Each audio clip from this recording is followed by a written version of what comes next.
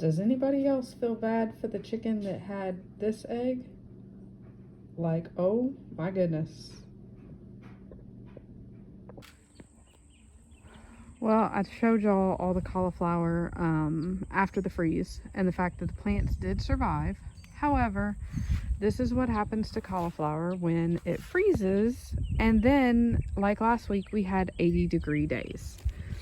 It is actually, instead of being a head of cauliflower, it is going to flower, like it's breaking up.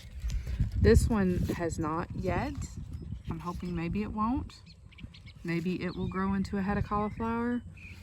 But most of them that I have, like this one, it's like you can see it's broken like this and it's turning into flowers instead of a nice head of cauliflower that you would like to eat.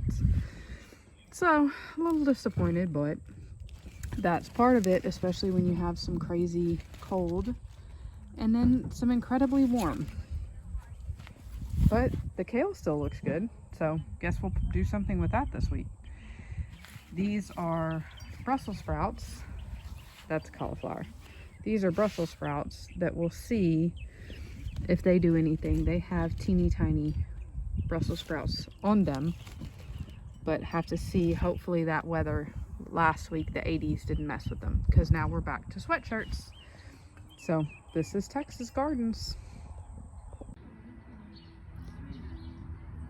These are cold weather vegetables that will all be going in the garden maybe a week or two, when we're sure it's not going to freeze, but it's still kind of cool.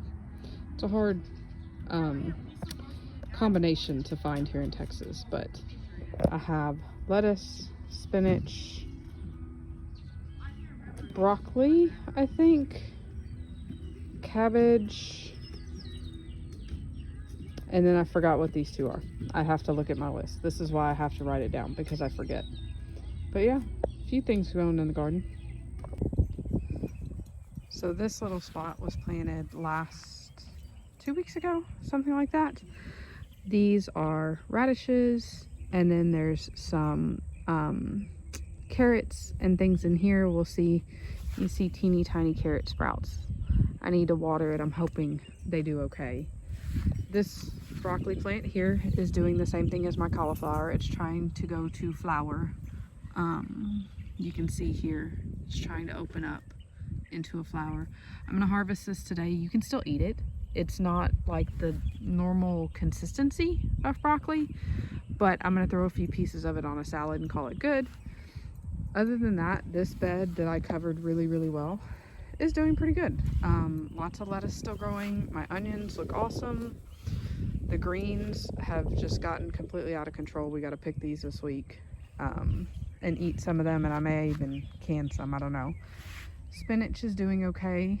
I struggle with spinach. It's not something I'm very good at growing, I think just because of our weather. But we've got lots of lettuce and things, so overall I'm calling this bed still a win. And yeah, there's still food coming out of the garden even with the wonky weather that we've had this year so far. Are y'all getting ready to start your gardens? If you do garden, obviously. If you don't, then you don't care. But just curious what y'all's status is, if you're getting ready to start thinking about it, if you're not even there yet. We're planning warm weather things, and I'll show you those in just a minute.